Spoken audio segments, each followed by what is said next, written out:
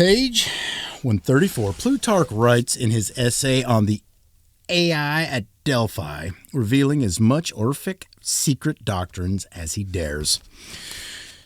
In describing the manifold changes of Dionysius into winds, water, earth, stars, and growing plants and animals, they use the riddling expressions render asunder and tearing limb from limb.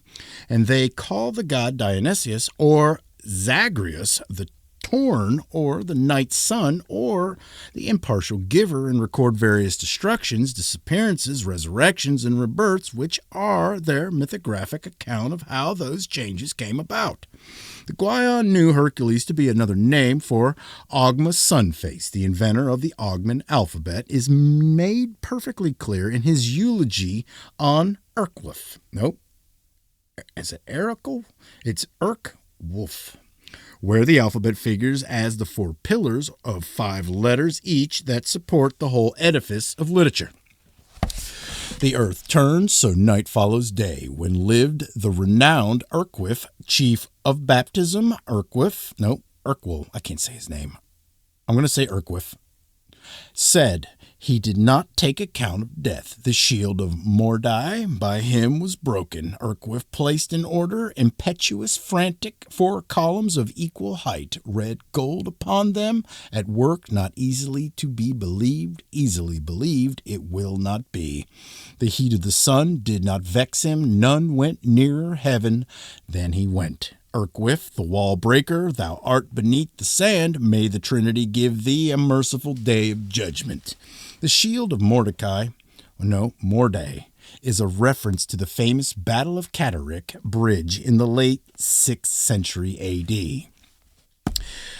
I'm not about to try that. The he is a British hero named Earthkey, presumably a reincarnation of Urkwulf, who went to Catterick in the dawn with the aspect of a prince in the shield-guarded battlefield. The reference of Hercules as chief of baptism identifies him with St. John the Baptist, in whose honor Hercules' midsummer fires were lighted in Guion's day.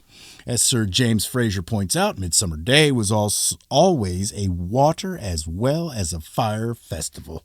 May the Trinity give thee a merciful day of judgment is Guion's view of Hercules as resident in limbo patrum, in the abode of the just who had died before Jesus Christ's advent.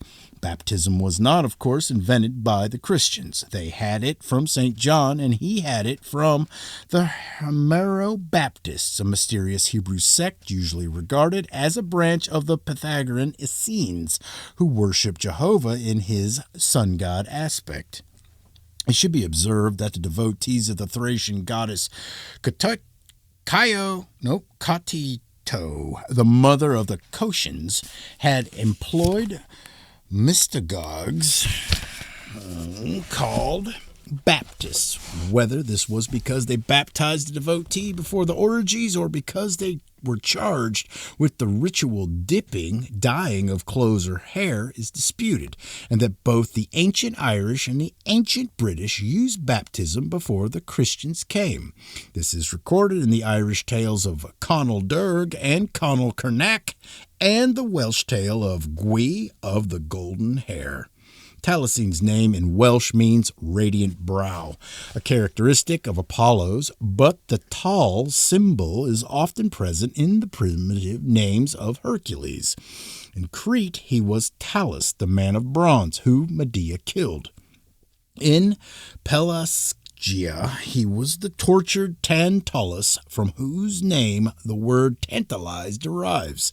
The Irish Tailtean games are probably called after an agricultural Hercules, the first syllable of whose name was Tal. In Syria, he was Telman. In Greece, he was Atlas Telamon.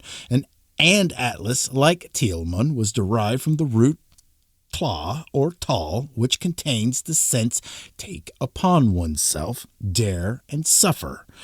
Dr. McCullough suggests that Taliesin is also a divine name and that the swallowing of the grain of corn by the black hen in the romances of Taliesin proves Taliesin to have been a barley god.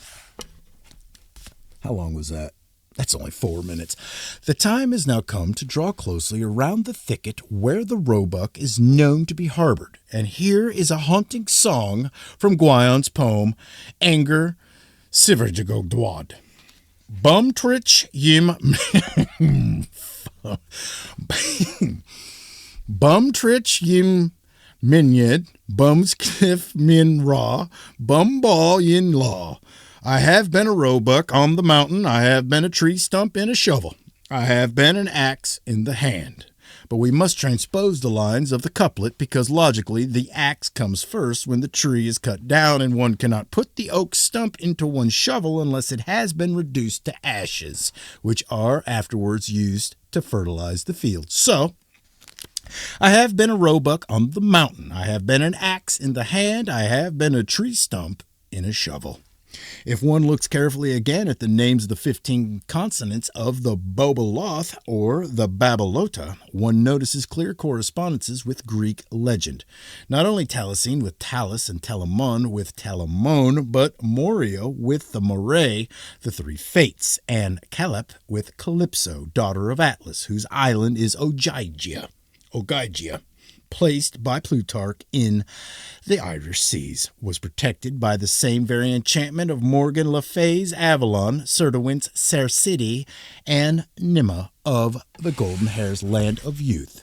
Put the whole series of letter names into the nearest Greek words that make any sort of sense using Latin characters and allowing for the differences between Greek and Irish vowels. The ancillary I in Irish is used as a sign of a long vowel and for the transposition of letters. Retain the digma, F of or V in words in which it originally occurred, such as Akavia and Davizo, and use the Aeolic A for the long E in Formenos, Nagatos, Githio. The consonants spell out the familiar story of Hercules in 3 chapters of 5 words each. Oh my goodness. I'm going to stop there for today.